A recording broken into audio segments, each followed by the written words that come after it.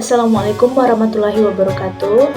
Perkenalkan, nama saya Marlina Moko Ago, NIM 23123054 dari kelompok 3. Pada usia 40 tahun, Nabi Muhammad SAW menerima wahyu pertama di Gua Hira yang terletak di sekitar Mekah.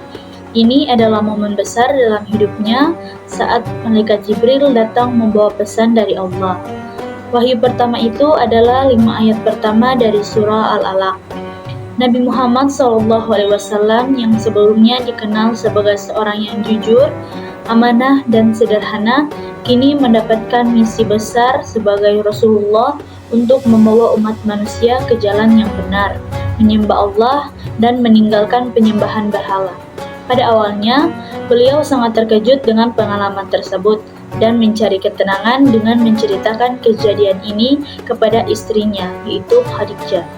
Dengan dukungan Khadijah dan Waraqah bin Naufal, sepupu Khadijah yang mengetahui tentang kitab-kitab terdahulu, Nabi mulai menerima misinya dengan penuh keyakinan. Dalam 3 tahun pertama setelah menerima wahyu, Nabi Muhammad SAW berdakwah secara sembunyi-sembunyi. Ia mengajak orang-orang terdekatnya untuk memeluk Islam, termasuk Khadijah, sahabatnya Abu Bakar, dan anak angkatnya Zaid bin Harithah. Lambat laun, Islam mulai dikenal, namun belum secara terbuka. Pada usia 43 tahun, Allah memerintahkan Nabi untuk berdakwah secara terang-terangan kepada masyarakat Quraisy. Dakwah terbuka ini membawa tantangan besar, karena masyarakat Mekah sangat terikat dengan penyembahan berhala yang telah menjadi tradisi mereka. Nabi Muhammad SAW menghadapi berbagai bentuk penolakan, penghinaan, bahkan ancaman, namun ia terus berdakwah dengan penuh kesabaran dan keberanian. Saat usia Nabi mencapai 50 tahun, 2 peristiwa menyedihkan terjadi yang dikenal sebagai tahun kesedihan atau Amul Huzn. Istri tercinta beliau, Khadijah, yang selalu menjadi pendukung setia, meninggal dunia. Tak lama kemudian, Abu Thalib, paman yang melindungi beliau dari serangan Quraisy, juga wafat. Kehilangan 2 orang terdekat membuat posisi Nabi semakin sulit di Mekah. Saat itu, Nabi juga mencoba berdakwah ke kota Taif, namun ia disambut dengan ejekan dan kekerasan dari penduduknya.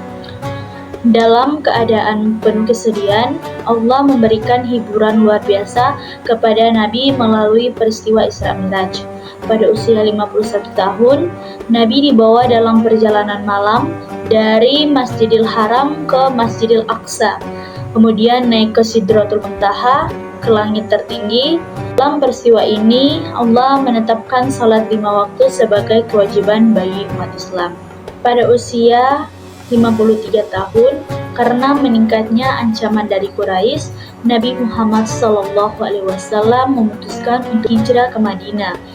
Hijrah ini bukan hanya perpindahan fisik, tetapi juga langkah strategis untuk membangun masyarakat Islam yang kuat.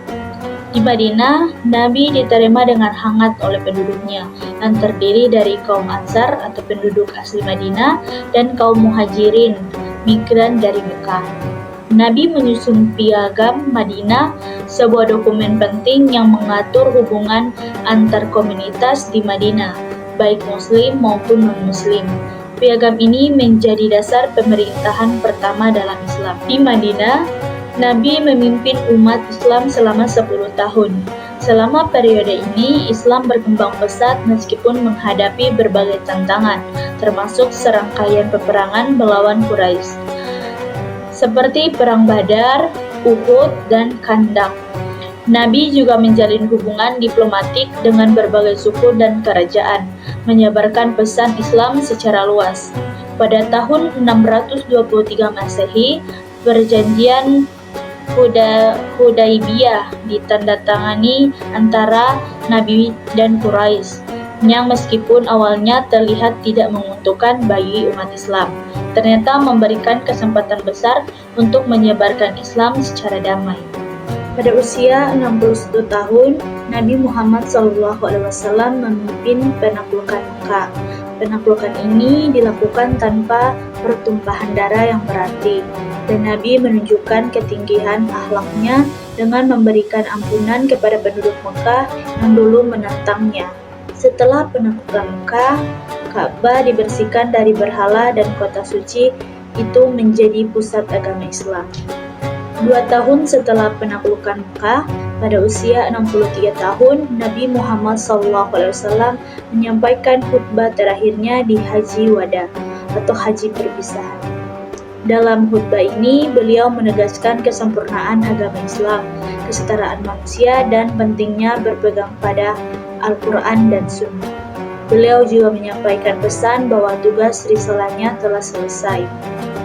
Tak lama setelah itu, Nabi Muhammad SAW jatuh sakit. Penyakitnya berlangsung selama beberapa hari dan beliau wafat pada tanggal 12 Rabiul Awal tahun ke-11 Hijriah di rumah Aisyah radhiyallahu anhu.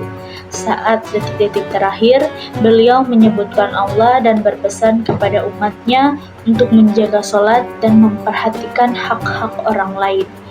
Nabi dimakamkan di kamar Aisyah, tempat beliau wafat. Wafatnya Nabi meninggalkan kesedihan mendalam bagi umat Islam. Namun beliau juga meninggalkan warisan yang abadi berupa ajaran Islam yang sempurna.